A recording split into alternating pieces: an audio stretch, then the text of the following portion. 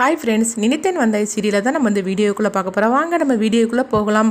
காசியம்மா சுடருக்கு புடவையை கொடுக்குறாங்க. அந்த புடவையும் போய் நீ மாற்றிட்டு வாமா அப்படிங்கும்போது அப்போ சுடர் சொல்கிறாங்க, எனக்கு இந்த புடவை வேண்டாம் அப்படிங்கிறாங்க. இப்படி சொன்னதுமே எல்லாருமே அதிர்ச்சி அடைகிறாங்க. அப்போ ஒரு லேடி சொல்கிறாங்க, என்னம்மா நீ இந்த மாதிரிக்கு பேசிகிட்டு இருக்கிற, காசியம்மா கையால் புடவை கிடைக்காது அப்படின்னு ஒவ்வொரு பொண்ணு ஏங்கிட்டு இருக்கிறா, அந்த பாக்கியம் உனக்கு கிடைச்சிருக்கு, நீ எதுக்காக இந்த புடவை வேண்டான்னு சொல்லிட்டு இருக்கிற, இது எவ்வளோ பெரிய தப்பு தெரியுமா அப்படிங்கும்போது அப்போ சுடர் சொல்கிறாங்க, இல்லை நான் சொல்கிறது நீங்கள் தப்பாக புரிஞ்சுக்கிட்டீங்க, இந்த புடவை வாங்குற தகுதி இந்துமதி அக்காவுக்கு மட்டும் தான் உண்டு அப்படிங்கிறாங்க. ஏன்னா எழிலோட மனசுல இன்னும் இந்துமதி அக்கா வாழ்ந்துகிட்டு தான் இருக்கிறாங்க. இந்த புடவை வாங்குற தகுதி அவங்களுக்கு தான் இருக்குது, எனக்கு கிடையாது அப்படின்னு சுடர் சொல்லவும் இதை கேட்டதுமே காசியம்மா சந்தோஷப்பட ஆரம்பிச்சிருந்தாங்க. அப்போ கூட இருக்கிற ஒரு அம்மா சொல்றாங்க, இப்போ என்ன பண்ணலாம், சரி நம்ம வேணா இந்த புடவை அம்மனுக்கே நம்ம சாத்திரலாம் அப்படிங்கும் போது காசியம்மாவும் சரி இது மாதிரிக்கே நடந்துருட்டோம் அப்படிங்கிறாங்க.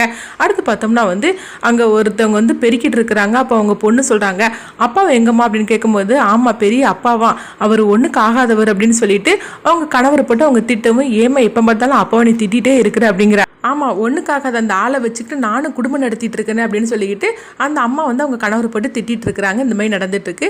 அடுத்து பார்த்தோம்னா அங்கே சிலம்பாட்டம் நடந்துட்டு இருக்கவும் அங்கே எழிலும் அவங்க குடும்பத்தில் உள்ள அவ்வளோருமே அங்கே நின்று பார்த்துட்டு இருக்கிறாங்க.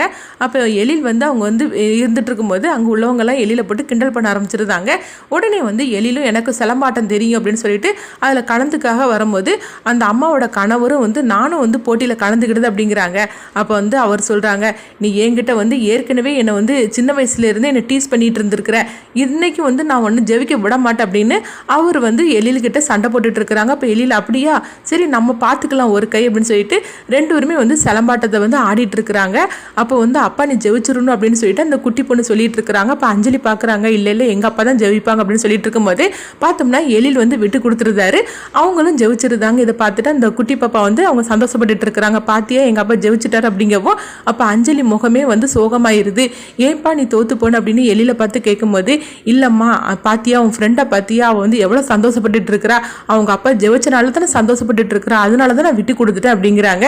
இதை அவங்க சுடர் பார்த்துட்டு இருக்கிறாங்க. அடுத்து பார்த்தோம்னா அந்த குட்டி பாப்பாவோட அப்பா வராங்க. வந்ததுமே எழில்கிட்ட சொல்றாங்க, எழில் உனக்கு சிலம்பாட்டம் நல்லாவே ஆட வரும்னு எனக்கு தெரியும், எதுக்காக எனக்கு விட்டு கொடுத்த அப்படிங்கும்போது, இல்லை உன்னுடைய குடும்பத்துக்காகவும் உன் குழந்தைக்காகவும் தான் நான் விட்டு கொடுத்தேன் அப்படிங்கிறாங்க. இப்படி சொன்னதுமே அவர் கண்ணீர் விட்டு எல்லாம் கெட்டி பிடிச்சி அழுதுட்டு இருக்கிறாங்க.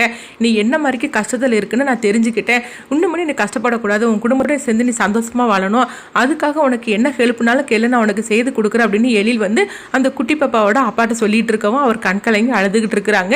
இதை மறைஞ்சு நின்று அவங்க சுடர் அவங்க பார்த்துட்டு இருக்கிறாங்க. எழில் எந்த அளவுக்கு நல்லவர் அப்படின்னு சொல்லிட்டு அவங்க பார்த்துட்டு இருக்கிறாங்க. இந்த மாதிரி நடந்துட்டு இருக்கு. அடுத்து பார்த்தோம்னா அடுத்து காசிமா சுடரை கூப்பிடுறாங்க. அவ சுடரும் சொல்லுங்கம்மா அப்படிங்கும்போது, இந்த குடத்துல தீர்த்த தண்ணி இருக்குது, இந்த தீர்த்த தண்ணி ஒரு சொட்டு கூட கீழே கொட்டாம நீ தலையில வச்சு நீ எடுத்துட்டு வரணும் அப்படிங்கிறாங்க. இதை கேட்டதுமே மனகுரி அதிர்ச்சி அடைகிறாங்க. ஓஹோ, ஒரு சொட்டு தண்ணி கூட கீழே கொட்டக்கூடாதா, இது பொறுமை, இவ்வளவு இதுல நம்ம சிக்க வைக்கிறோம் அப்படின்னு சொல்லிட்டு மனகுரி ஒரு திட்டத்தை போடுறாங்க. அடுத்து பார்த்தோம்னா சுடர் அந்த தீர்த்த குடம் தண்ணியை அவங்க தலையில வச்சு அவங்க எடுத்துட்டு வந்துட்டு இருக்கிறாங்க. அப்ப மனகுரி பாக்குறாங்க, காசிமா ஒரு சொட்டு தண்ணி கூட இந்த குடத்துல இருந்து கீழே சிந்திரக்கூடாதுன்னு சொன்னாங்க, ஆனா குடமே கீழே விழுந்துச்சுன்னா எப்படி இருக்கும் அப்படின்னு சொல்லிட்டு மனகுரி சந்தோஷப்பட்டு இருக்கிறாங்க. அடுத்து பார்த்தோம்னா அவங்க சுடர் அந்த குடத்தை எடுத்துட்டு அவங்க வந்துட்டு இருக்கிறாங்க.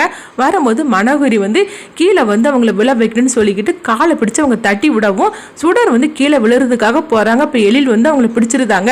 பிடிச்சதுமே அவங்க அப்படியே ஸ்ட்ரெயிட்டா நின்றுதாங்க. அதுக்கடுத்து சுடரையும் எழிலும் ஒருத்தருக்கு ஒருத்தர் அவங்க பார்த்துட்டு இருக்கிறாங்க. இதை பார்த்து மனகுரி அதிர்ச்சி அடைகிறாங்க. இவ தீர்த்தங்கூட தண்ணியை கீழே போட்டுருவா, போட்டதுமே இது அபசகுணம் சொல்லிட்டு எல்லாருமே சுடரை போட்டு அவங்க திட்டுவாங்கன்னு நினைச்சோம், ஆனா இந்த மாதிரிக்கு நடந்து போச்சுது அப்படின்னு சொல்லிட்டு அவங்க மனகுரி அதிர்ச்சி அடைகிறாங்க. இது எல்லாத்தையும் காசிமா பார்த்துட்டு இருக்கிறாங்க.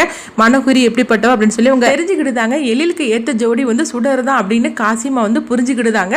அடுத்து பார்த்தோம்னா எழிலையும் சுடரையும் சேர்த்து வைக்கிறதுக்கு தான் அவங்க சொல்லுவாங்க. இந்த கதையை அடுத்ததான் என்ன மாதிரி கொண்டுட்டு போறாங்கன்னு சொல்லி நம்மளும் வெயிட் பண்ணி பார்க்கலாம்.